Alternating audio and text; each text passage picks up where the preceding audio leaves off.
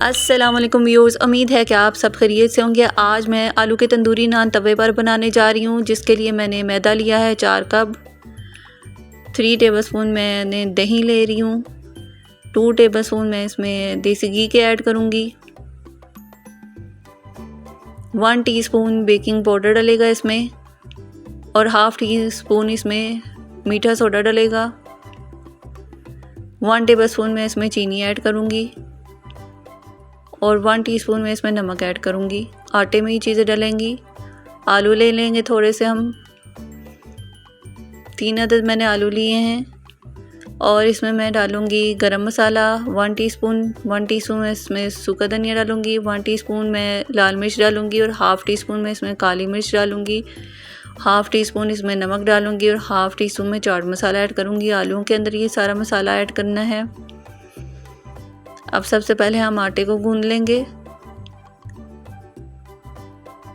आटे में मैं सबसे पहले ऐड करूँगी खुश्क चीज़ें, बेकिंग पाउडर, बेकिंग सोडा, नमक और चीनी। उसके बाद मैं इसमें दही ऐड कर दूँगी। 3 टेबलस्पून के लगभग ये दही है जो मैं इसमें ऐड कर रही हूँ। इसके बाद मैं इसमें 2 टेबलस्पून देसी घी ऐड कर दूँगी।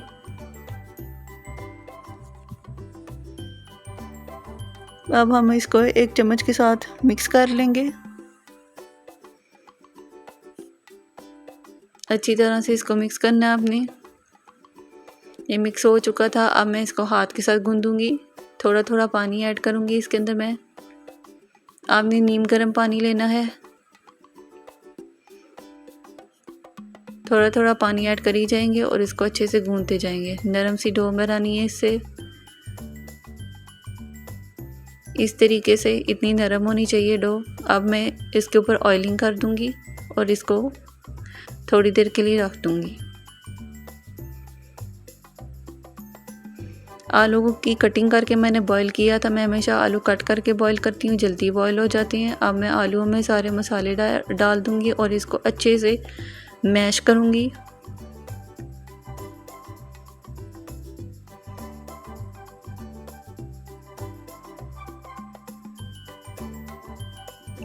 इसको कांटे की मदद से मैंने अच्छे से मिक्स कर लिया है।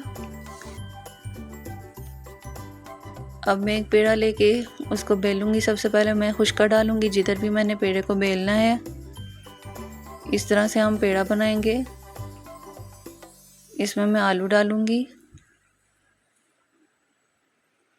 आलू डाल के इसको बंद कर दूंगी।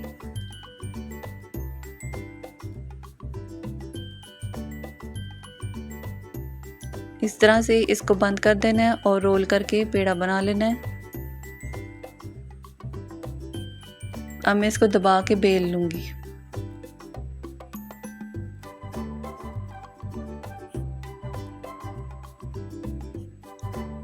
इस तरीके से आपने खुश्का लगा लगा के इसको बेलना है।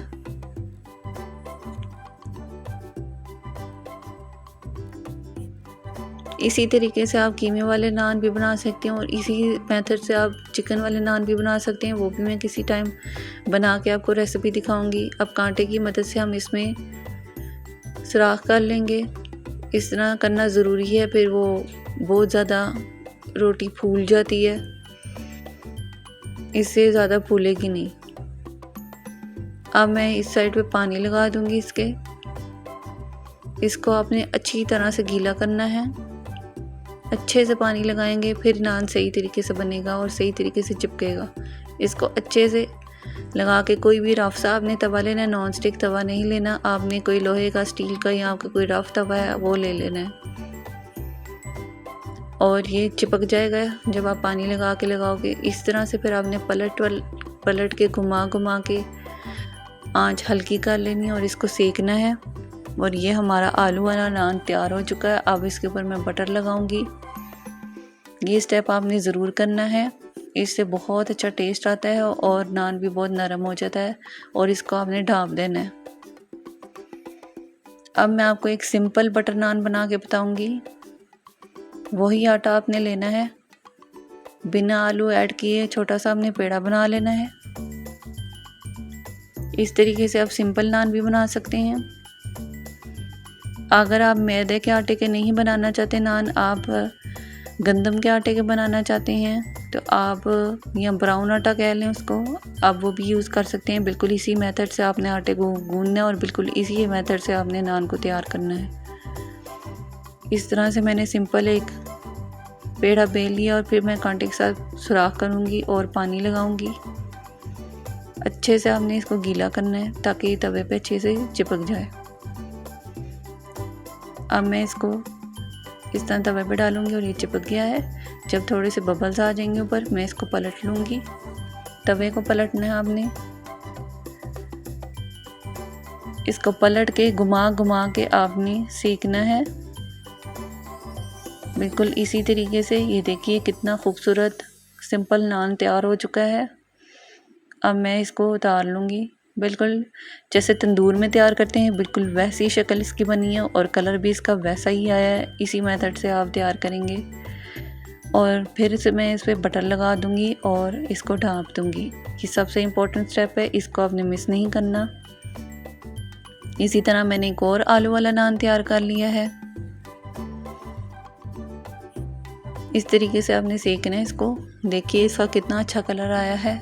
इसी तरीके से आप कीमे वाले नान, चिकन वाले नान भी बना सकते हैं, सब्जियों वाले नान भी बना सकते हैं। बिल्कुल इसी मेथड को फॉलो करके फिर से मैं इसको भी बटर लगा दूंगी और कपड़े से ढाँप दूंगी।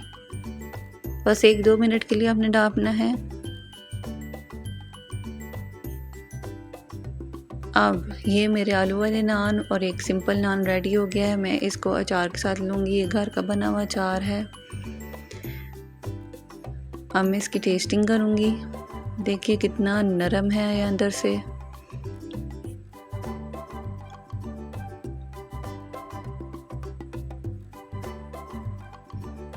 बहुत ही अमेजिंग इसका टेस्ट है, बहुत ही मज़ेदार बना है।